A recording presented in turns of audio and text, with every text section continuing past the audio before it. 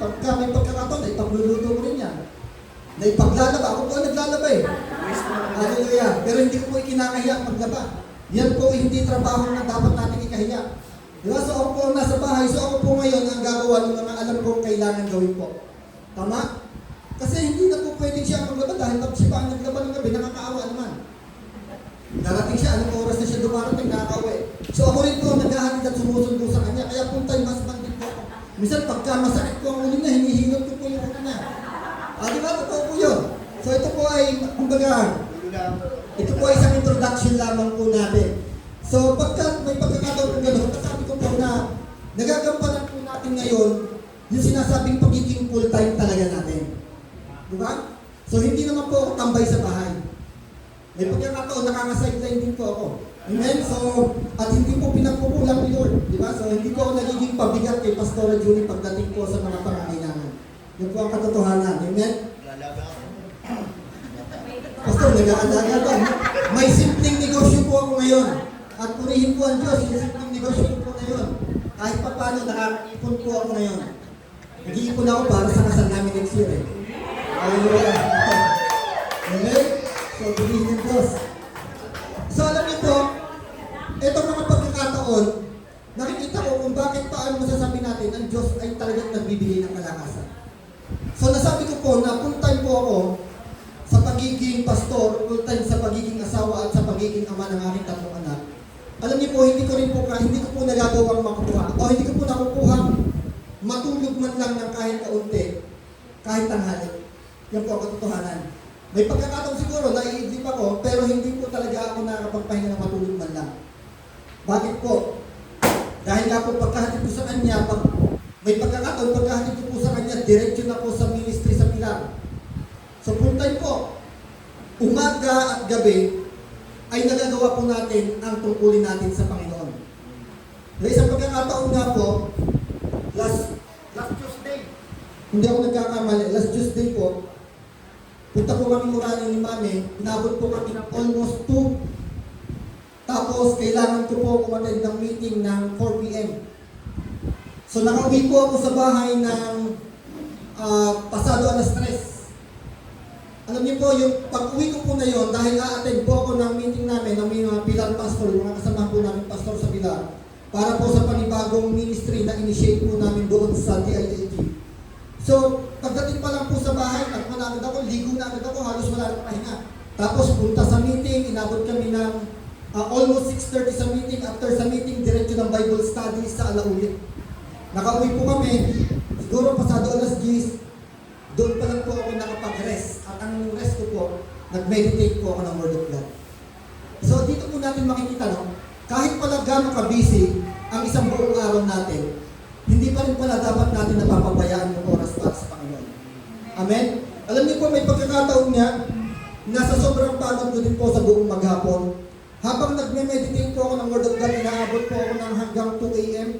Nakakatulog na po ako dun sa lamesa ko sa sobrang ito. Kaso nakakatulugan ko na po, nakasudsod po ako sa balikat ko. Minsan nakapasok yung, may headset ko kasi ako eh, yung earphone. May headset po ako. Ngayon, nakakatulugan ko na po habang nagpapatugtog ako ng worship. Naiisip po ako doon sa lamesa ko na habang tumutugtog yung worship song na pinapakinggan ko. So sa sobrang pagod din ako, pero dito natin makikita na ang Diyos ang nagbibigay ng kalakasan. Amen? Now, Pastor, paano naman kapag dumala ng mga kasakitan? Pastor, pero dumating po siya ng kasakitan, iyan ba ay hindi kalakas ang kaloob ng Diyos? Hindi ba mabuti ang Diyos sa kanya dahil gumagawa siya sa tungkulin mo? No. Maaring yung kasakitan po na yun ay ginagamit din ng Diyos upang bigyan tayo ng kapahingahan. Kasi kung hindi po tayo daraan sa mga kasakitan, ay baka hindi po tayo magpahinga. Tama? Sa sobrang busy po natin, gagawin po natin yung mga tungkulin hanggat nakakaya po natin. So, ganyan po ang pagtupad po sa tungkulin na ipinagkatiwala po sa atin ng Diyos. Amen? So, pero alam niyo po, ang isang nagbibigay po sa akin ng lakas kung bakit nagpapatuloy sa paglilingkod sa Panginoon. Hindi po yung lakas na meron ako, kundi yung commitment na meron po ako sa Panginoon. Amen? So yun po ang nagbibigay sa akin ng lakas, yung commitment na meron po ako sa Panginoon. Kasi ang commitment ko po mga kapatid ay hindi sa inyo. Ang commitment ko po ay sa Panginoon nating Diyos. Amen? Kaya hindi po ako masasabing pag dumating tayo sa mga discouragement ng buhay, ay bibitaw sa paglilingkod. So hindi po yun. Dahil ang commitment ko po sa Panginoon ang lagi ko po tinitignan.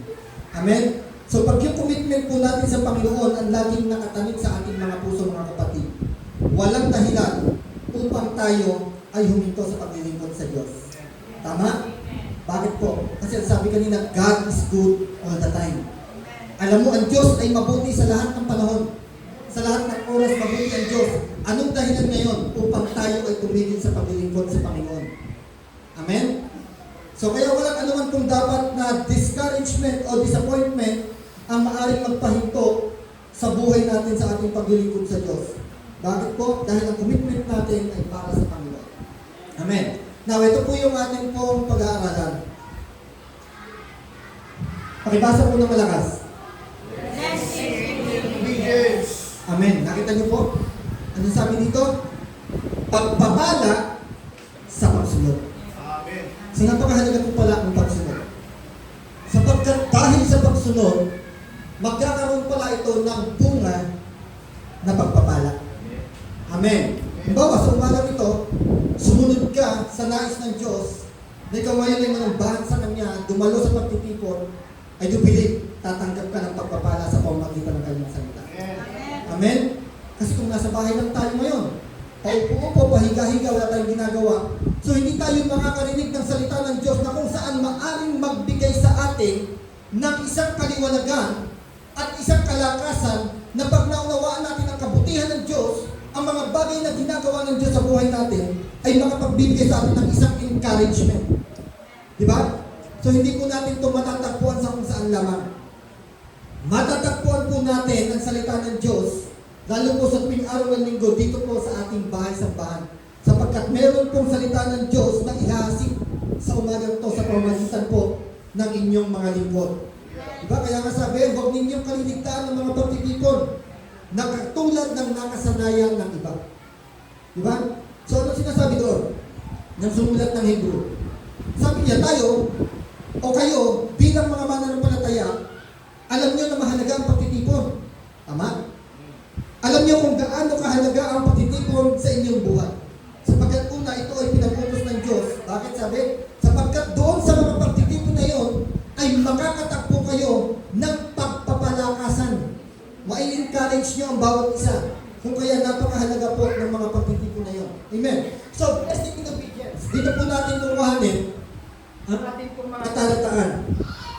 Sa aklat ng Genesis chapter 22, simulan po natin sa verse 1 hanggang sa verse 19. Sabi po dito, pagkalipas ng ilang panahon, sinubok ng Diyos si Abraham. Tinawag siya ng Diyos, Abraham, narito po ako, tugon niya. So makikita po natin dito, sa mga unang talata pa lamang, na ang Diyos, sabi dito, sinubok niya si Abraham. Who is Abraham? Sino ba si Abraham? Diba? So alam niyo po, itong Genesis chapter 22, ito po yung pinakamabigat na pagsubok na ibinigay ng Diyos kay Abraham. Amen? 3 beses pong sinubok ng Diyos si Abraham. Una, nung sinabi ng Diyos sa kanya, nalisanin mo ang bayan ng iyong mga magulang o ng iyong mga ninuno at pumunta kayo sa bayan na ituturo ko sa inyo. So yun po ay pagsubok sa pananampalataya. Tama? Yun po ay pagsubok na kung saan hinuhubog na po ng Diyos, doon po sa unang pagsubok na yun, hinuhubog na po ng Diyos ang pananampalataya ni Abraham. Tama? Kasi pinapunta po si Abraham ng Diyos doon sa isang lugar na kung saan hindi naman pamilyar kay Abraham. Hindi naman siya sigurado kung ano ang mangyayari sa kanya pagdating niya doon. And take note, inalis ng Diyos si Abraham sa kanyang comfort zone. Tama? Kasi ang comfort zone ni Abraham doon sa lugar ng kanyang mga ninuno. Pero inalis ng Diyos si Abraham doon sa kanyang comfort zone at pinapunta doon sa lugar na kung saan hindi niya sigurado kung ano ang dadatnan niya doon. Hindi niya sigurado kung ano ang mangyayari sa kanya doon. Tama? So, ano ginawa ni Abraham? Siya ba ay tumanggi sa Diyos? So hindi po. Sinunod po ni Abraham ang iniutos sa kanya ng Diyos. Di ba? So sinunod po ni Abraham. Pangalawa, may isa namang pagsubok na ibinigay ng Diyos kay Abraham. Ano naman yun? Ito naman yung tinest naman ng Diyos, yung patient ni Abraham. Bakit? Nangako ang Diyos kay Abraham na pagkakalooban ng isang anak. At ang sabi ng Diyos kay Abraham, mula sa iyong lahi ay magmumula ang napakaraming bansa. Diba? Ngayon, ano pagsubok doon? Si Sarah, yung asawa ni Abraham, baog. Ano may isipin niya ni Abraham? Nangako ang Diyos sa akin na sa pamamagitan ng aking lahi magsisimula magmumula ang lahat ng bansa at pagpapalayan lahat ng bansa. Pero bakit ganito? Baog yung asawa ko, paano dadami ang lahi ko? Kasi pwede maging question ni Abraham yun. Hanggang sa gumawa sila ng sarili nilang hambak. Diba si Sarah? Si Sarah gumawa po siya ng sarili niyang hambak na kung saan hindi niya ipinagkatiwala sa Diyos. Ang ginawa ni Sarah, ibinigay niya kay Abraham ang kanyang isang alipin upang magkaanak para kay Sarah. Kaya lumabas si Ismael. Pero hindi po mula kay Ismael ang pangako ng Diyos kay Abraham. Ngayon, ang sabi ng Diyos kay Abraham, mula sa lipi o mula sa lahi ni Abraham magmumula ang pangako na ito ng Diyos. Ngayon, ilang taon bago hinintay ni Abraham yung anak na si Isaac? Amen. 25 years. 25 years niyang hinintay bago ibigay ng Diyos o ipagkaloob ng Diyos ang kanyang anak na si Isaac. Bigyan nyo, dito natin makikita talaga. Ang Diyos talaga nagkakaloob eh. Hindi doon sa panahon na gusto natin. Hindi doon sa panahon na gusto na ng Diyos. Tama? Kaya kakahapon sa dedication, tama yung sinabi na ginamit po nating talata doon. Sabi doon sa Psalms chapter 127, verse 3, sabi doon, kaloob nga ni Yahweh itong ating mga anak. Di ba? So, hindi natin sarili kagustuhan to. Ang Diyos po ang nagkakaloob kung bakit po tayo ngayon ay mayroong mga supli. So kung hindi tayo napagkalooban, hindi natin alam kung anong kalooban talaga ng Diyos. Diba? Pero dito po kay Abraham, 25 years po siyang pinaghintay ng Diyos. Tinest po ng Diyos yung pasensya ni Abraham o yung patient ni Abraham. And after 25 years, sa edad po nila na talagang matanda na po si Abraham at si Sarah, pinagkalooban po sila ng Diyos ng anak. At ito po ay si Isaac. Amen. So meron pa pong isang pagsubok bago po dumating dito sa chapter 22. Ano po yung isang pagsubok pa po na yan? Hinayaan po ng Diyos na si Ismael, yung anak ni Abraham doon sa alipin ni Sarah, ay lumayo kay Abraham. Diba? Masakit na rin po yun para kay Abraham. Diba? Kasi nung dumating po si Isaac, na naghili po, kumbaga parang si Sarah, ayaw niya na makipaglaro si Isaac kay Ismael. Kaya ang gusto ni Sarah, lumayo si Ismael at yung nanay ni Ismael na si Hagar. Diba? Kaya lumayo po sila. Sabihin, para kay Abraham, kasi anak niya rin yun eh. Masakit din para sa kanya na lumayo yung kanyang anak. At ito po, dumating naman ang isang pangako muli ng Diyos kay Abraham. At sabi niya, dito po sa chapter 21, verse 12, sabi dito, ngunit sinabi ng Diyos kay Abraham, huwag kang mag-alala tungkol sa mag-ina, about kay Hagar at kay Ismael. Sundin mo na ang gusto ni Sarah, sapagkat kay Isaac magmumula ang lahing sinabi ko sa iyo. So yun yung sinabing pangako ng Diyos, na ang lahi ni Abraham ay parami at pagpapalain ang lahat ng lahi nito. Ngayon, pagdating sa chapter 22, dumating na naman kay Abraham ang isang pagsubok na kung saan masasabi natin pinakamabigat sa mga pagsubok na naranasan niya o pinahintulot ng Diyos sa kanya. Sabi dito, pagkalipas ng ilang panahon, sinubok ng Diyos si Abraham. Tinawag siya ng Diyos, Abraham, narito po ako, tugon niya. Tignan niyo po, no? Makikita natin dito, si Abraham, kung gaano talaga siya katapat sa Diyos. Kung gaano kalaki ang pananampalataya niya sa Diyos. Nung tinawag siya ng Diyos, sumagot agad si Abraham. Ang sabi niya, narito po ako, tugon ni Abraham. Yung word na, here I am, Lord. Ano ibig sabihin nito? Ano pinapakita nito? Ang mga salita po na ito, mga kapatid, yung sinabi ni Abraham na narito po ako, Panginoon, ito po ay pagpapakita niya sa Diyos na anuman ang sabihin ng Diyos sa kanya sa mga oras na yon, siya ay handang sumunod at magpasakop. Amen. Kasi tayo minsan, tinatawag na tayo ng Panginoon. Diba? Tinatawag na tayo sa ating pangalan. Juan, Pedro. Pero parang minsan nagtatago tayo sa ating Panginoon. Parang ayaw natin sumagot, tumugon sa panawagan ng Panginoon. Dahil maaaring natatakot tayo, baka may ipagawa si Lord. Baka may ipagawa si Lord na hindi ko kayang gawin. Baka may ipagawa si Lord na hindi ko naman gustong gawin. Tama? Pero dito nakita natin si Abraham. Sabi niya, narito po ako.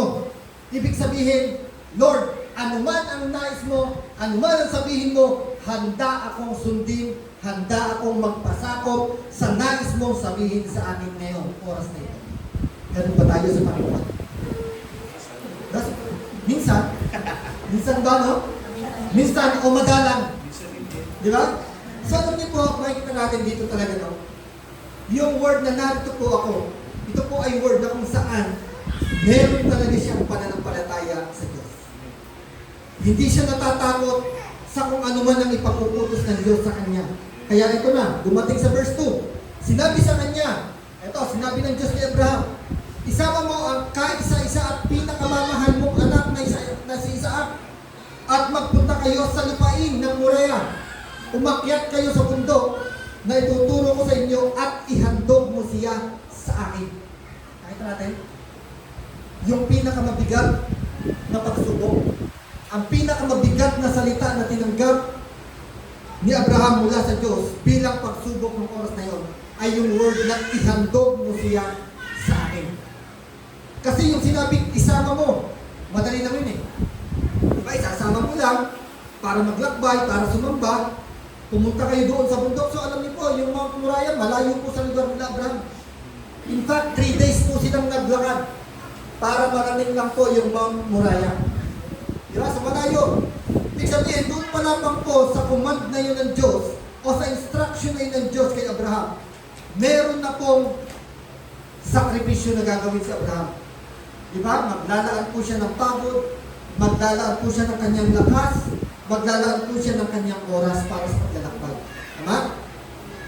So tingnan niyo po, dito mapapansin natin, sinabi sa kanya, isama mo ang kaisa-isa. Di ba may isa po siyang anak si Abraham? Si Ismael? Pero bakit ang sabi ng Diyos, isama mo ang kaisa-isa? Diba?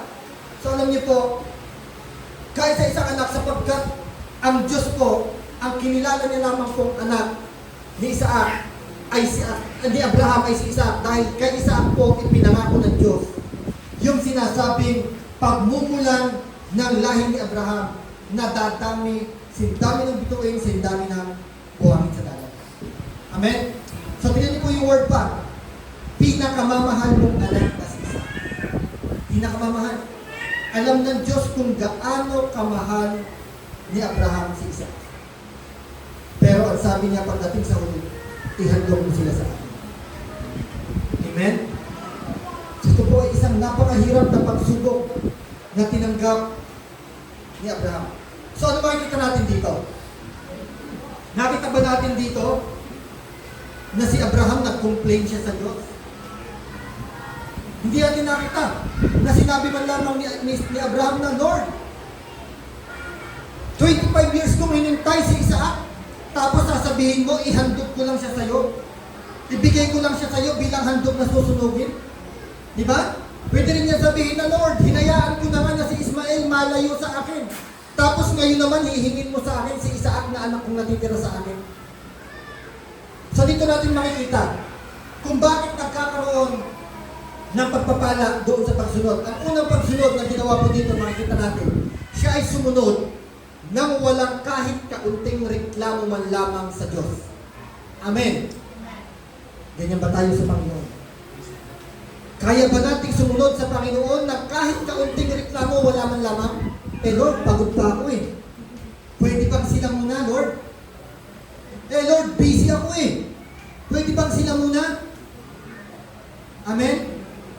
So alam niyo po, sa mga pananalita na ito na lumalabas minsan sa ating mga bibig, kapag tayo po ay binibigyan ni Lord ng instruction, hindi na nga po tayo sumusunod, nagre-reklamo pa tayo sa Lord. Amen. So minsan naman sumusunod tayo, pero meron pa rin tayong complain habang ginagawa po natin. So nagiging mabigat po para sa atin ang pagsunod sa Diyos. Diba? So ang gusto po ng Diyos, sumunod po tayo, minsan mabigat talaga para sa atin eh. Kasi itong instruction ito kay Abraham, mabigat para sa kanya ito. Diba? Pero sumunod pa rin po siya. Sumunod pa rin po siya at hindi man lamang siya narinigan ng Diyos na sinabi ng Diyos, ni Abraham sa Diyos na, Lord, 25 years kong hinintay itong anak na to, tapos hihingin mo lang. Pinalaki ko to, minahal ko to, tapos hihingin mo lang. Sana hindi mo na lang binigay sa akin si Isaac kung hihingin mo lang din pala. Diba? Pero hindi po natin nakitahan si Abraham ng ganoong klase ng pagrereklamo sa iniuutos ng Diyos. Kundi sumunod po siya sa Diyos nang walang kahit kaunting pagrereklamo man lang. Diba? Ano pa makikita natin dito? Bakit sumunod si Abraham sa Diyos nang walang pagrereklamo? Kasi kilala ni Abraham ang boses ng Diyos. Tama? Kasi pwede niyang sabihin na, boses ba talaga ng Lord yun? Hindi kaya natataya lang ang aking isipan? Kasi bakit naman ipapahandog ng Diyos si Abraham, si Isaac sa akin? Pinangako niya nga sa akin. Nangako nga siya na sa pamamagitan ng aking lahi ay darami ang aking mga anak at mga apo sa lupa. Di ba? Sabi gano'n ni Abraham. So pero hindi po siya nagreklamo, hindi niya po naisip yung gano'n na ito ay hindi boses ng Diyos.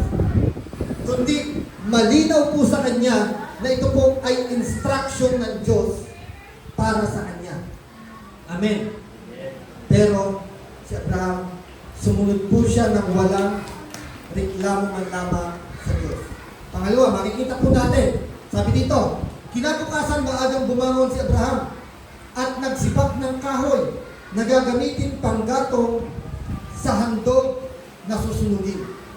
Inihanda niya ang asno at umalis kasama si Isaac at ang dalawang aliping lalaki papunta sa lugar na sinasabi ng Diyos sa kanya. Ano makikita naman natin dito? Paano naman sumunod dito si Abraham? Sumunod si Abraham nang walang pag-aalinlangan sa Diyos. Tama? Hindi man lamang po siya nag-aalinlangan. Tignan niyo, sabi dito, kinabukasan maagang bumangon si Abraham. Diba? Ibig sabihin, meron siyang excitement noong oras na yon. Pagkamat napakabigat para sa kanya, napakasakit para sa kanya, na siya ay sumunod doon sa ipinag-uutos ng Diyos. Pero sabi dito, kinaumagahan, maagang bumangon si Abraham at nagsibak ng kahoy. Tignan niyo ba? Makikita natin dito, hindi man lamang siya nag-alinlangan sa iniutos sa kanya ng Diyos. Kusang loob niya talagang sinunod ang utos ng Diyos sa kanya. Sabi dito, nagsibak siya ng kahoy. Amen. Nagsibak siya ng panggatong sa handog na susunugin. Inihanda niya ang asno at umalis kasama si Isaac at ang dalawang aliping lalaki papunta sa lugar na sinabi ng Diyos. So, ibig sabihin nito, si Abraham, buong pusong nagtiwala sa Diyos. Amen?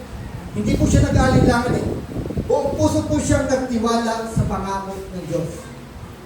Kasi ang pinanghahawakan ni Abraham sa mga oras na ito ay ang pangako ng Diyos na kung saan sinabi ng Diyos na sa pamamagitan ni Isaac ay magmumula ang maraming bansa.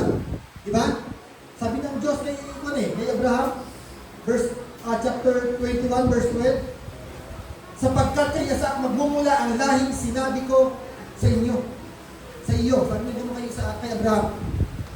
So, pinanghawakan po ni Abraham ng mga oras na ito, nung narinig niya ang hinihiling sa kanya ng Diyos na ihandog si Isaac bilang handog na susunugin, yung pinakamamahal niyang anak.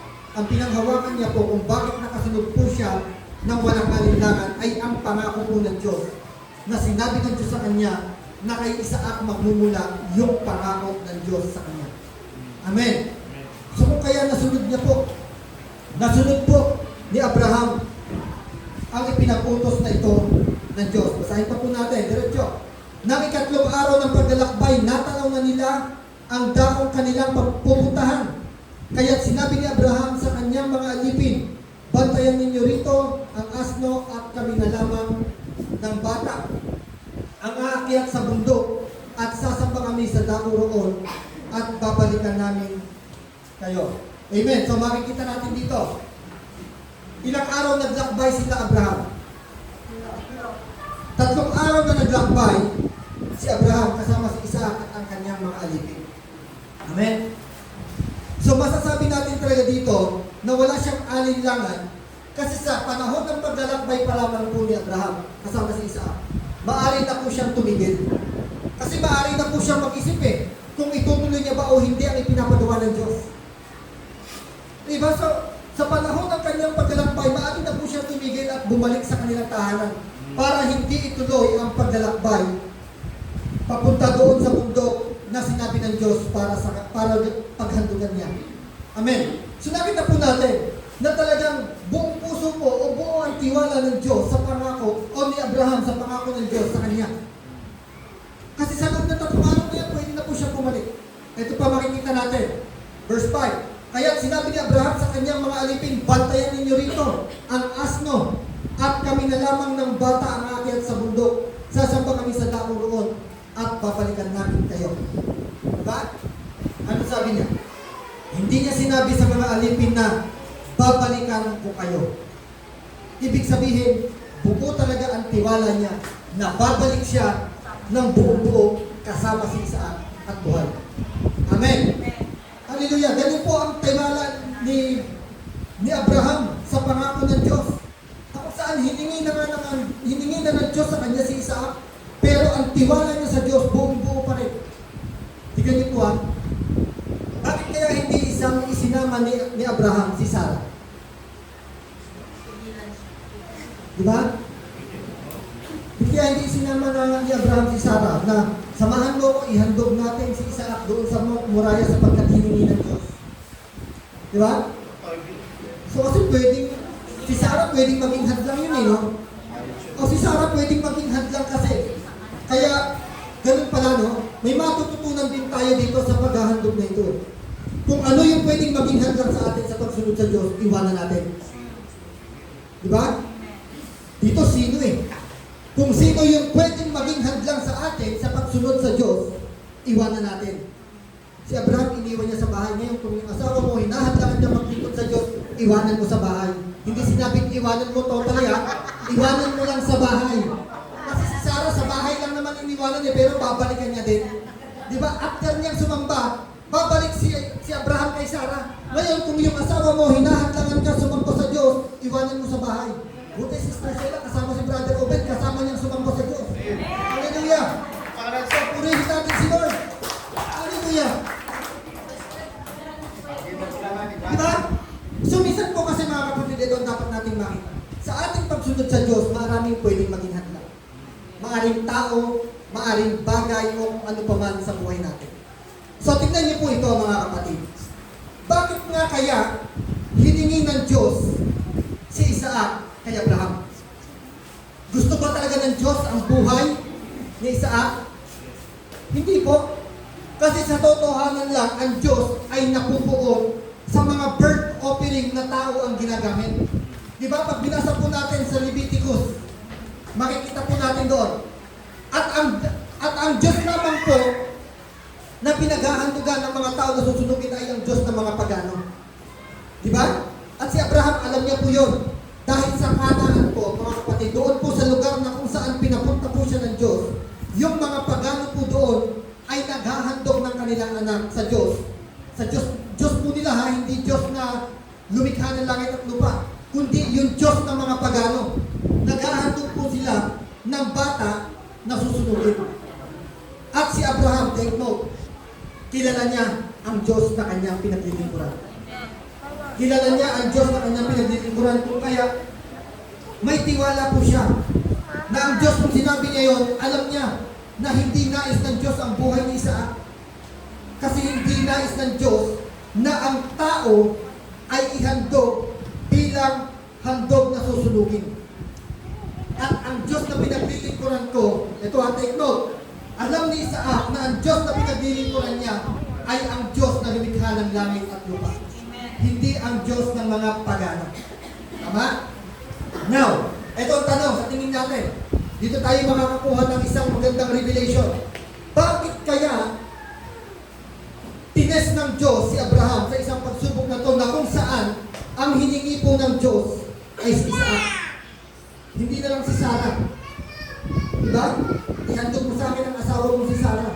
Dahil kaya matanda na si Sarah noong panahon na yun. Diba? So, hindi po eh. Halimbawa, gano'n. So, ito po.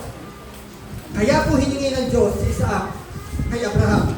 Ito po yun. Dahil ang nais po ng Diyos, kapatid, pakinggan mo itong mabuti ah. Ang nais ng Diyos, matutunan ni Abraham at patayin sa puso ni Abraham yung tinatawag na idolatry. Amen. Nakuha po natin? Gusto po ng Diyos patayin niya sa puso ni Abraham yung tinatawag na idolatry o pagsamba sa Diyos-Diyosan. Bakit po? Kasi sabi dito, ihandog mo sa akin o isama mo ang pinakamamahal na anak mo na si Isaac. Ibig sabihin, alam ng Diyos kung gaano kamahal ni Abraham si Isaac. At ayaw ng Diyos na mangyari na yung pagmamahal ni Abraham kay Isaac ay maging pagmamahal na kung saan mas higit pa ito ngayon sa pagmamahal niya doon sa Diyos. Amen? So ang Diyos po ay hindi madamot.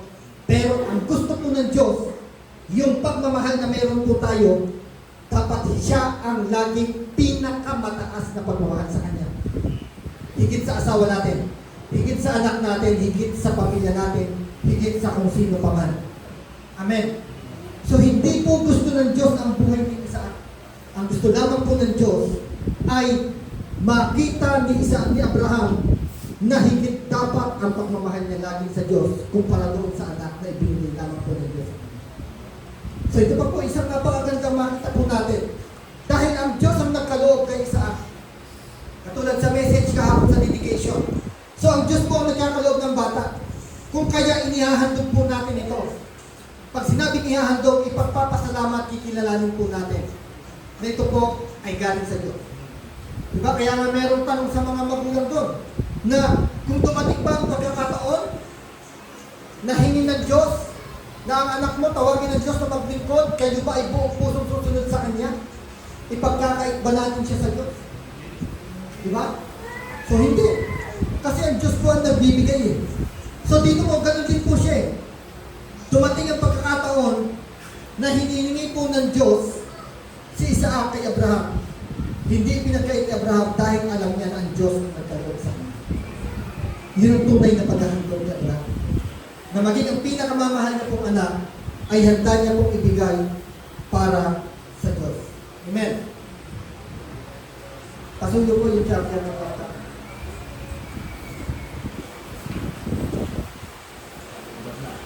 Nalobat yung laptop. 10 minutes pa lang, nalobat na. Nasa verse 3 pa lang tayo eh, verse 19 yan. Mawawala yung po natin, yung slide natin. Pastor, it's a sign. It's a sign. Ang sign to na tapusin na yung message yan. Hallelujah.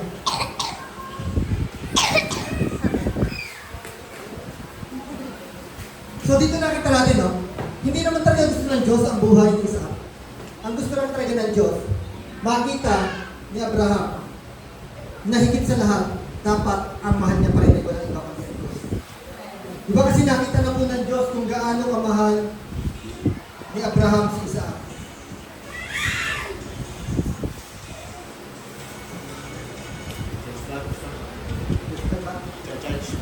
The church. Kaya sinyalis na pinapatuloy ni Lord ng church. Church ba? Hindi ko nga sila sa church ba? Nag-church. Sinyalis na pinapatuloy ni Lord yung message. Amen. So dito natin makita na minsan, alam niyo po, may mga bagay na mahalaga sa buhay natin bilang tao. Di ba? Minsan hindi tao. Minsan bagay na talagang napakahalaga sa buhay natin. Minsan inaalis talaga ito ni Lord. Di ba? Inaalis minsan ni Lord yung mga bagay na mahalaga sa buhay natin bilang tao. Kasi ayaw ng Diyos na sobrang pakamahalin natin yung mga bagay na to. At sa sobrang pagmamahal natin dito, mag-commit tayo ng tinatawag na idolatry. Kasi yung idolatry hindi lamang sa sa mga ribulto, minsan sa mga bagay, minsan maaring tao.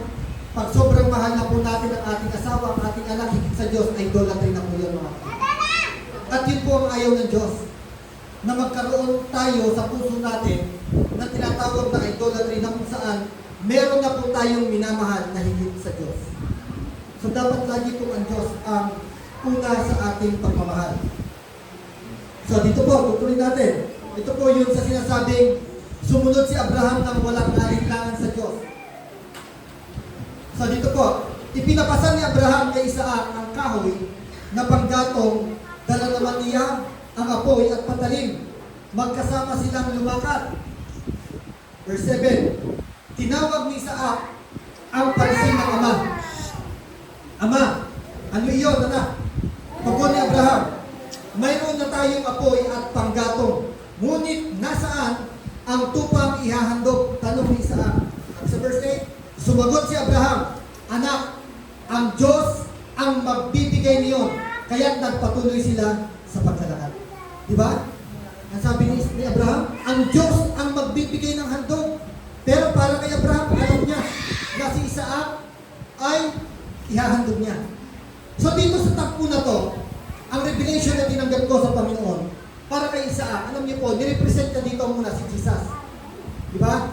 So mamaya po, titignan natin ha.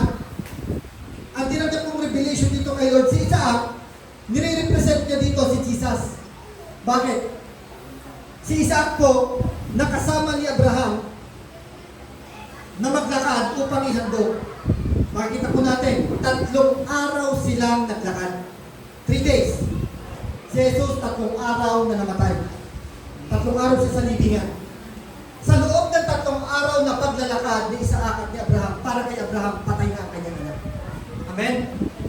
Patay na po ang kanyang anak. Habang sila ay naglalakad doon sa kanilang panahon ng paglalakbay na yun, para kay Abraham, patay na si Isaac ng oras na yun. Di ba? 3 araw po na namatay si Isaac para kay Abraham. Kaya lang, makikita po natin, pag binasa natin siya ng dire-diretso, makikita po natin doon, mga kapatid, makikita natin na si Isaac, nung siya ay handa niya na pong ibigay ang kanyang sarili bilang handog na susunugin, ang ginawa po ng Diyos sa kanya, nagkaloob po ang Diyos ng tupad. Kaya nung oras po na yun, nung nakita ni Abraham, yung tupad na ibibigay po ng Diyos bilang kaloob, doon naman po ngayon ang muling pagkabuhay ni Isaac. Nirepresent po noon si Jesus, mga kapatid. Yung pagpasa niya po ng mga panggatong, si Isaac po ang nagpasa nito eh. Nire-represent po nito ang cross. Diba? At yung bundok, nire-represent po niya yung bundok na pagpapakuan sa ating Panginoong Jesucristo. Amen? So nakita po natin, mga kapatid, dahil dito, sinunod po ni Abraham ang Diyos nang walang reklamo at walang alinlangan. Bakit po? Bit niya nagawa yun. Kasi ito ang pinakalundo kung bakit niya nasunod na lahat. Sapagkat sumunod si Abraham ng buong puso sa Diyos. Tama? Kasi kung hindi po natin kayang sundin ang Diyos ng buong puso, mahihirapan po talaga tayong sumunod sa Diyos. Amen.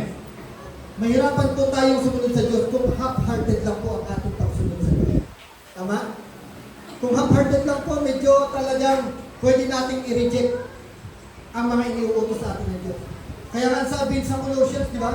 Ano ba naman yung ginagawa? Gawin ninyo ng buong puso na parang sa Panginoon kayo naglilingkod.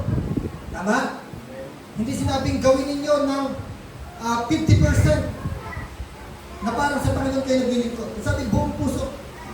Kasi pagkakalahati lamang, half-hearted lamang po tayo maglingkod sa Panginoon.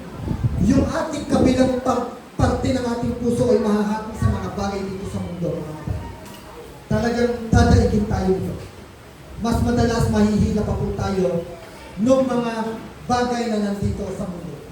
Kumpara doon sa tunay na pagsunod po natin sa Diyos. Kaya ang gusto po ng Diyos, sumunod po tayo ng buong puso. Yan yung po sabi sa verse 9. Pagsapit nila sa lugar na itinuro ng Diyos, gumawa ng altar si Abraham. Siya pa rin ang gumawa ng altar, siya nagpatas ng mga bato. Inayos niya ito. Inayos niya sa ibabaw nito ang panggatong at inihiga si Isaac matapos gapusin. So ano pa makikita natin dito? Parehas sila eh. Si Abraham, masunurin. Si Isaac, masunurin din. Diba? So makikita po natin na parehas po silang naging masunurin. Dito makikita natin, si Isaac nung oras na to, siya ay binatilyo. Malakas. May kakayahan po siyang umalis doon sa pagkapos ng Isaac o may kakayahan po siyang lumaban kay Abraham. Si Abraham ng mga panahon ito ay matanda na. Pero nakita po natin dito, nirepresent dito ni Isaac ang ating Panginoon sa Kristo na siya po ay sumunod ng buong puso sa Kanya. Katulad ng ating Panginoong Hesus, sumunod po siya ng buong puso sa ating Ama sa Langit upang maging handog ialay ang kanyang buhay para sa ikapagpapatawad ng lahat ng tao dito sa mundo. Amen? Diba? Kaya sabi ni Jesus doon sa Philippians, si Jesus ay naging masunurin hanggang sa kamatayan, maging ito man ay kamatayan niya sa krus. So ganun po ang pagsunod. Ngayon makikita po natin, paano nagkaroon ngayon ng pagpapala dito sa tinatawag na pagsunod ni Abraham? Paano nagkaroon ng pagpapala doon sa tinatawag na pagsunod ni Isaac?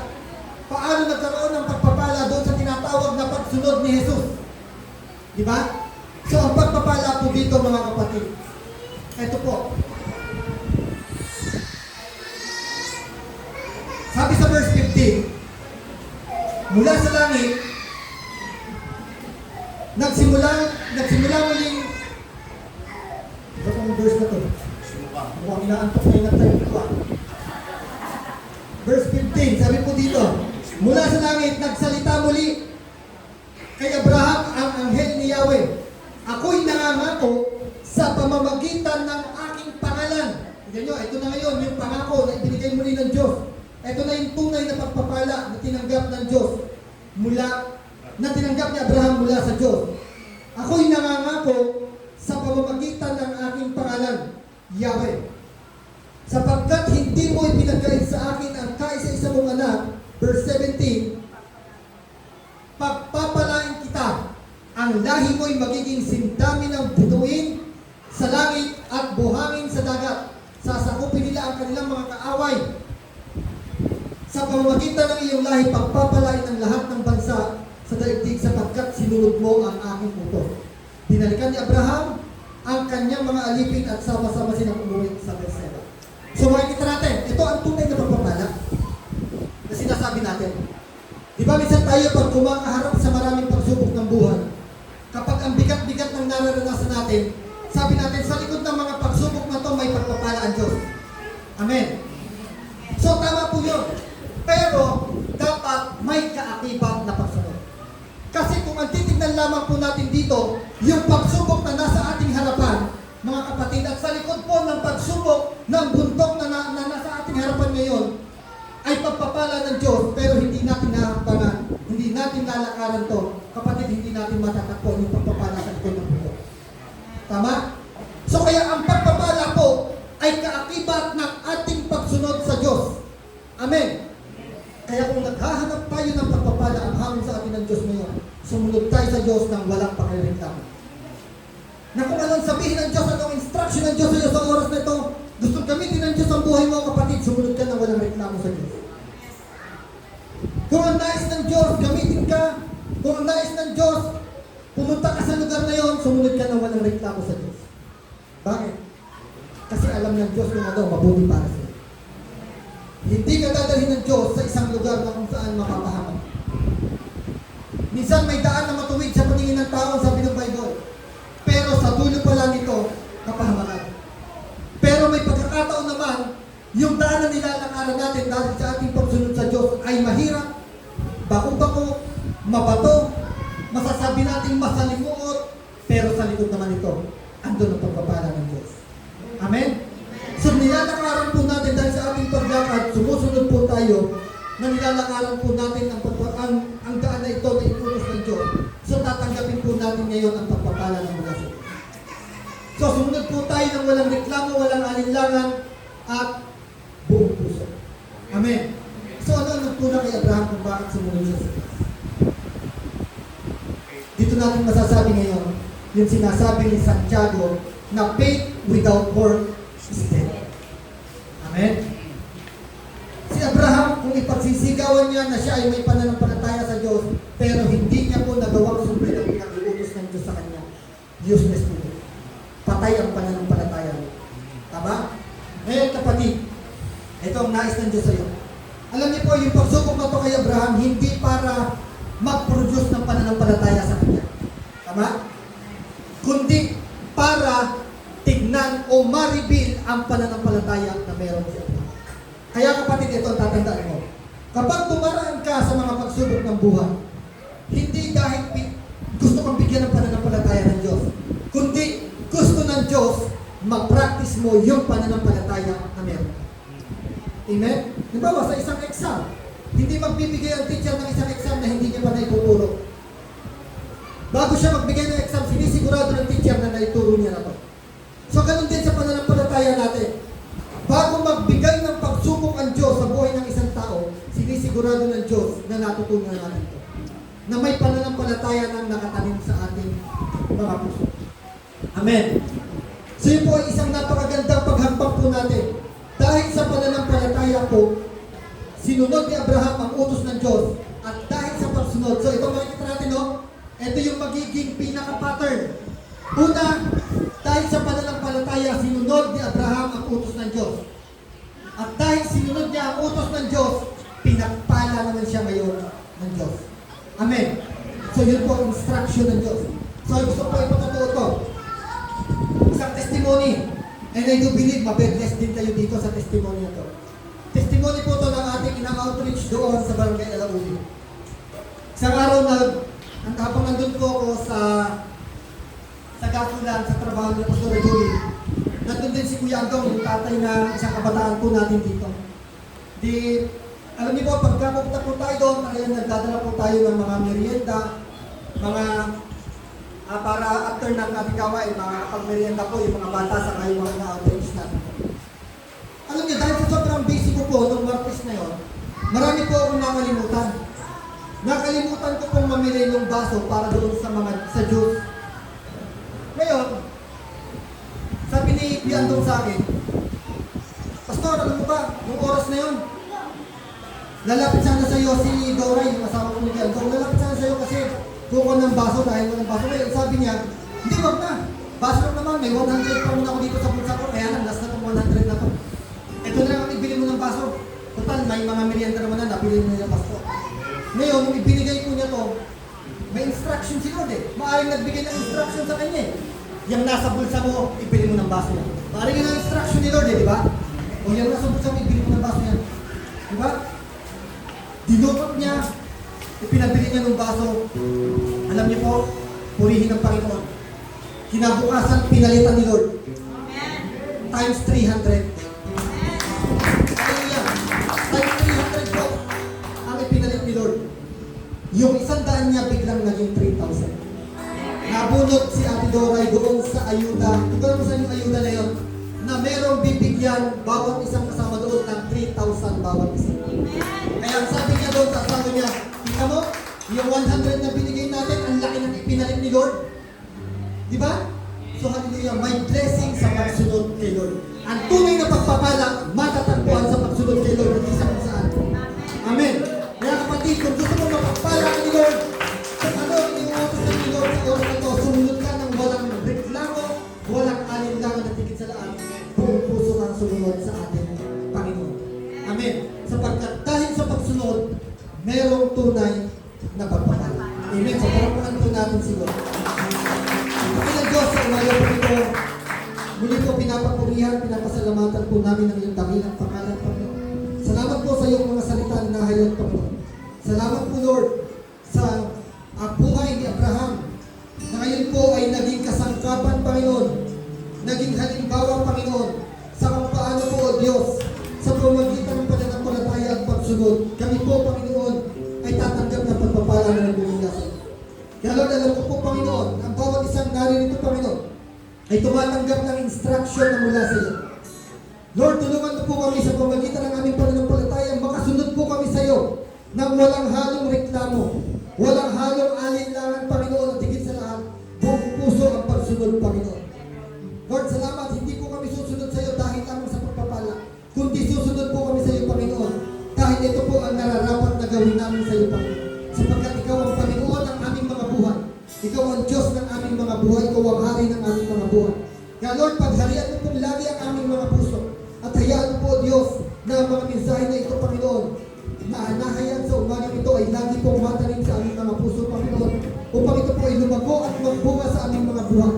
I declare, Lord, in the name of Jesus, Panginoon, na ang pananampalataya ng bawat isang naririto ngayon, Panginoon, ay malid sa pagsunod, Panginoon, upang sa pagsunod namin ito, Panginoon, maranasan po namin ang pagpapala na inihanda mo para sa amin. Thank you so much, Lord God. Minsan pa, Panginoon, hayaan mo po na ikaw ang maitaas at mapangalan sa umagang ito sa pangalan ni Jesus. Amen. Amen. Amen.